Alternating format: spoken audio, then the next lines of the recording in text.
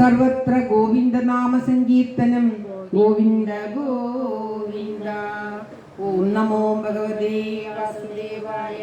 ഓം ശ്രീകൃഷ്ണ പരമാത്മനേ നമഃ. ശ്രീമദ് മഹാഭാഗവതത്തിൻ്റെ 7-ാം ദിവസത്തെ യജ്ഞമാണ് ഇപ്പോൾ നടന്നുകൊണ്ടിരിക്കുന്നത്. 7-ാം ദിവസം ഏകാദശ സ്കന്ധത്തിലെ 20 മുതലുള്ള അധ്യായവും ദ്വാദശ സ്കന്ധവും പാരായണം ചെയ്യേണ്ടതുണ്ട്. ദ്വാദശ സ്കന്ധത്തിലെ ദ്വാദശോധ്യായം വളരെ മുഖ്യമാണ്. ഭാഗവതത്തിൻ്റെ മുഴുവനും സംഗ്രഹിച്ച് എഴുതിയിട്ടുള്ളതാണ്. അതുകൊണ്ട് തന്നെ ഇത്രയും നാൾ ശ്രീമദ് മഹാഭാഗവത പാരായണം കേൾക്കാനോ യജ്ഞത്തിന് വരാനോ സാധിക്കാത്തവർക്ക് ഇന്ന് ഈ ദ്വാദശ സ്കന്ധം പാരായണം ചെയ്യുമ്പോൾ കൂടെ ഇരുന്ന് അതിൽ പങ്കെടുത്താൽ ഈ ഭാഗവത സപ്താഹം മുഴുവൻ പങ്കെടുത്തതിൻ്റെ ഒരു ചെറിയ ഫലം ലഭിക്കും എന്നാണ് പറയുന്നത്. കഴിയുന്ന അത്ര ആൾക്കാർ ഇതിൽ പങ്കെടുക്കാനും ദൈവത്തിൻ്റെ അനുഗ്രഹം വേണം. എല്ലാം ആ ദൈവത്തിൻ്റെ കരുണ കൊണ്ട് മാത്രമേ സാധിക്കുകയുള്ളൂ. എത്ര അടുത്തുള്ളവർക്കും വന്ന് പങ്കെടുക്കാൻ സാധിക്കുന്നില്ല. ദൂരെയുള്ളവർ ഓടി വന്ന് പങ്കെടുക്കുന്നുമുണ്ട്. എല്ലാം ആ ദൈവത്തിൽ സമർപ്പിക്കുന്നു. അത് ഏകാദശ സ്കന്ധ 22-തമോധ്യായ.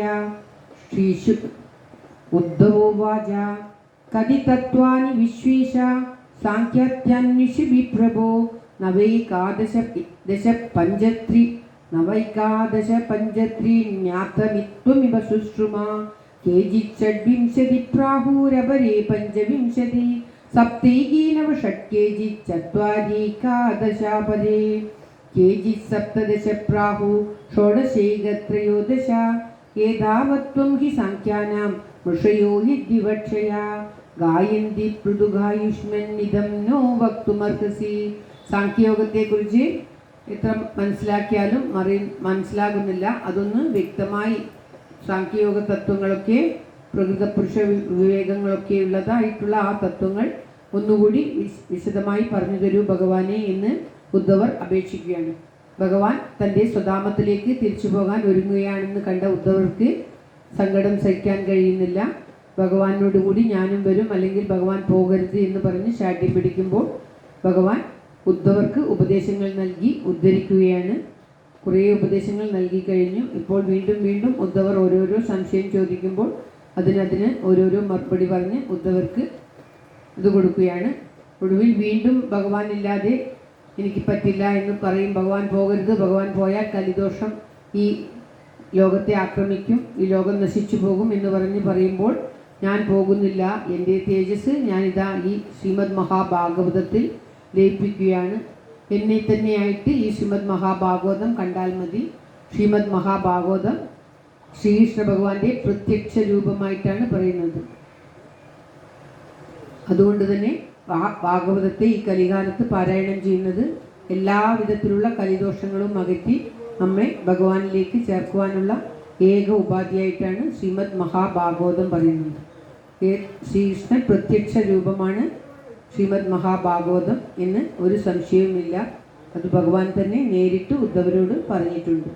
അത് 22-തമോധ്യായ. ശ്രീ ഭഗവാനുവാച യുക്തം ജസ്സന്തി സർവത്ര ഭാഷന്തി ബ്രാഹ്മണാ യഥാ മായാമദീയമുദ്ഗൃഹ്യ വദതാം കിം नु ദുർഘടം നൈതദേവം യഥാ തത്വം യദഹം വച്മി തത്വദാ ഏവം വിവദതാം ഹീതും ശക്തയോ മേ ദുരത്യയാ യാസാം വിധികരാ ദാസീത് വികൽപോ വദതാം പദം പ്രാപ്തി ശമദമേപ്യേതി വാദസ്ഥമനുശാമ്യതി പരസ്പരാന് പ്രവേശ തത്വാനാം പുരുഷർഷഭ പൗർവാപര്യപ്രസംഖ്യാനാം യഥാ വക്തുർ വിവക്ഷിതം ഏകസ്മിന്നപി ദൃശ്യന്തെ പ്രവിഷ്ടാനി തരാണി ച പൂർവസ്മിൻ വാ പരസ്മിൻ വാ തത്വേ സത്വാനി സർവശാ പൗർവാപര്യമദീമീശാം പ്രസംഖ്യാനമഭീപ്സതാം യഥാ വിവിക്തം വിദൃക്തം